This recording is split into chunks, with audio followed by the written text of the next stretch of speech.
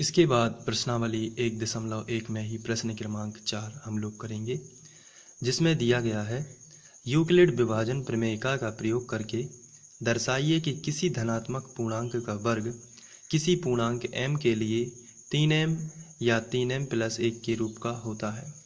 तो इसके लिए हमें सबसे पहले यूक्लिड विभाजन प्रमेयिका का प्रयोग करना है। इसमें दिया गया है धनात्मक पूर्णांक, तो हम लोग इसको थोड़ा रफ में समझ लेते हैं।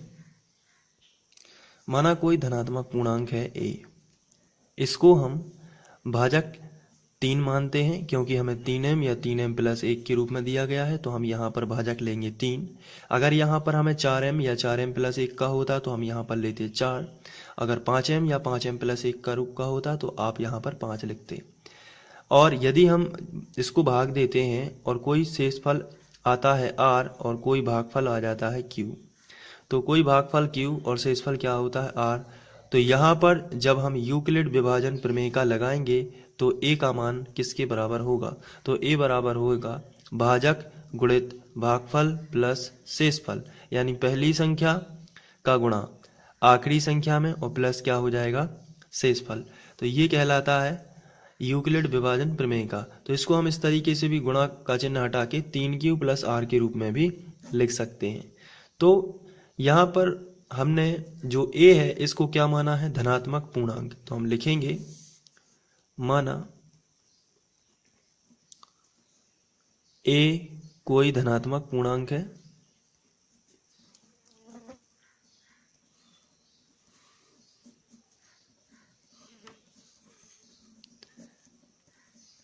तथा जो q है ये क्या है, भागफल।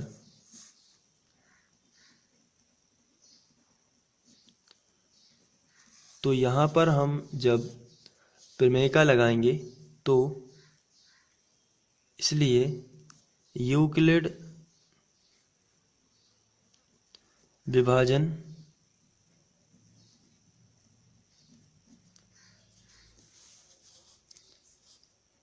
प्रमेयिका से a का मान आएगा a बराबर 3q + r। अभी हम लोगों ने देखा हुआ है यहाँ से 3q + r, ये रहेगा a का मान, जहाँ हम लोग जानते हैं कि r शेषफल है। अब इतना तो आप सबसे पहले कर लेंगे यहाँ से। इसके बाद यहाँ पर आपको देखना है कि भाजक कितना है, तो आंसर भाजक है 3।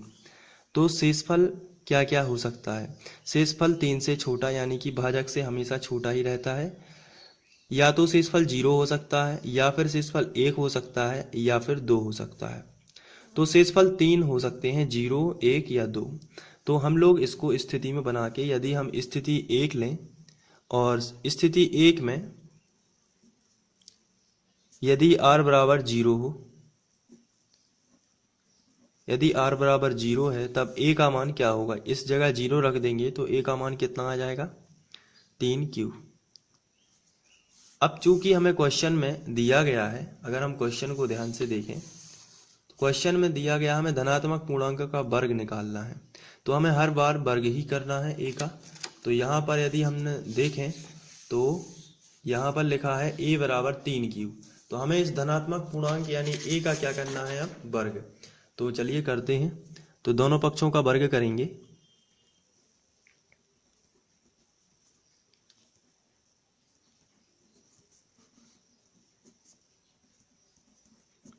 तो यहाँ पर हो जाएगा a का वर्ग, यहाँ पर हो जाएगा 3q का वर्ग। a का वर्ग एक ही होगा, a वर्ग ही होगा, और 3q का वर्ग हो जाएगा 9q वर्ग, क्योंकि 3q गुणित 3q 2 बार होगा, इसलिए आ जाएगा 9q वर्ग। तो इतना आप कर लोगे सबसे पहले। तो इसके बाद हम लोग 9q को लिख सकते हैं a वर्ग बराबर 3 गुणित 3, 9 को हम लिख सकते हैं 3 गुणित 3 और q वर्ग ज्यों का त्यों। तो यहाँ पर हम a वर्ग बराबर 3, इसको हम m मान लेते हैं इतने को, तो हो जाएगा 3m, जहाँ m बराबर हमने माना है 3q वर्ग। ये तो थी स्थिति 1। अब हम लोग स्थिति 2 ले लेते हैं। स्थिति 2, स्थिति 2 में इस बार हमने r बराबर 1 लेना है, क्योंकि हम r बराबर 0 ले चुके हैं। तो r बराबर 1 और फिर इसके बाद r बराबर 2, क्योंकि शेषफल 3 ही आ सकते हैं। भाजक यदि 3 हो, 0, 1 या 2, तो 1 हो चुका है। अब हम लोग r बराबर लेंगे 1 हो तो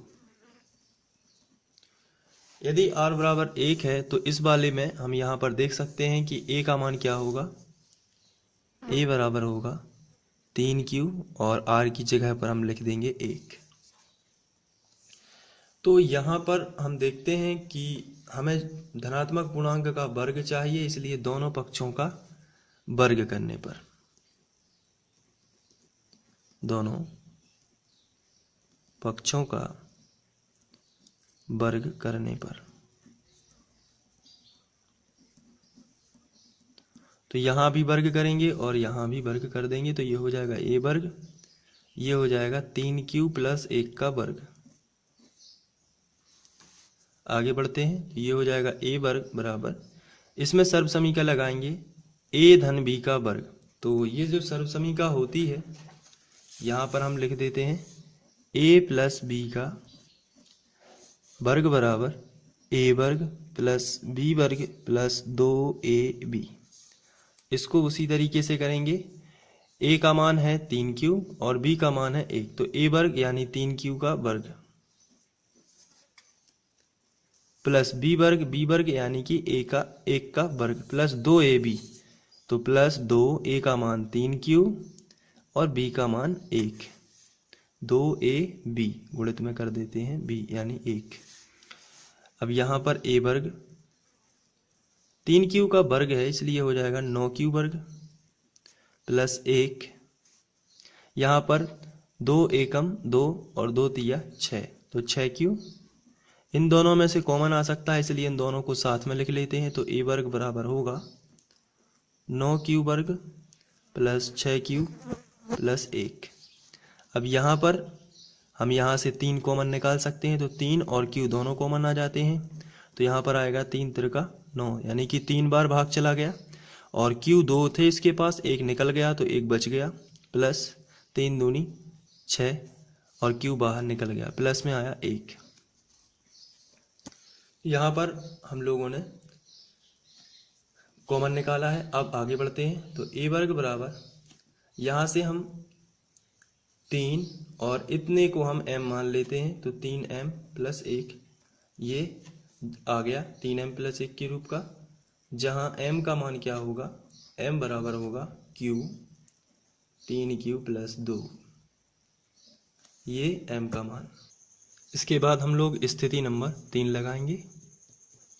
स्थिति 3, और इसमें हमें r बराबर अब 2 मानना है। r बराबर 2 हो तो a का जो मान आएगा वो आएगा 3q प्लस 2। अब यहाँ पर चूंकि हमें वर्ग चाहिए, इसलिए हम a का कर देंगे वर्ग, तो दोनों पक्षों का वर्ग करने पर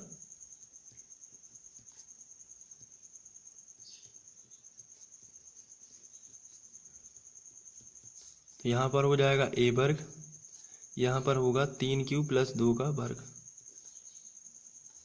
तो a वर्ग बराबर, यहाँ पर हो जाएगा a धन b का होल वर्ग एक बार फिर से, तो a वर्ग यानी 9q वर्ग, b वर्ग यानी 4 प्लस 2ab, तो ये हो जाएगा 12q, 2ab, 2 तिया 6 दूनी 12 और q। अब यहाँ पर इन दोनों में से कॉमन आता है तो पास में लिख लेते हैं, तो a वर्ग बराबर आएगा 9q वर्ग, इसको पास में लिखेंगे 12q, और इसको हम 4 को लिख सकते हैं 3 प्लस 1, यहाँ कर देते हैं आगे। तो a वर्ग बराबर आएगा, यहाँ से 3 3 3 कॉमन है, यहाँ 3 अगली 3 संख्याओं में, तो 3 कॉमन निकालेंगे तो आएगा 3 त्रिका 9 और q स्क्वायर प्लस 3 चौके 12 यानी कि 4q प्लस 3 एकम 3 और प्लस 1 पहले से ही था, तो हम यहाँ पर लिखेंगे प्लस 1। तो कॉमन निकालने के बाद हम देखते हैं यहाँ पर ए स्क्वायर बराबर 3 और इतना सब जो है वो m है, 3m प्लस 1, ये भी 3m प्लस 1 का रूप का ही है। तो जहाँ m बराबर होगा 3q square plus 4q plus 1, तो इस तरीके से ये क्वेश्चन सॉल्व हो जाएगा। Thank you.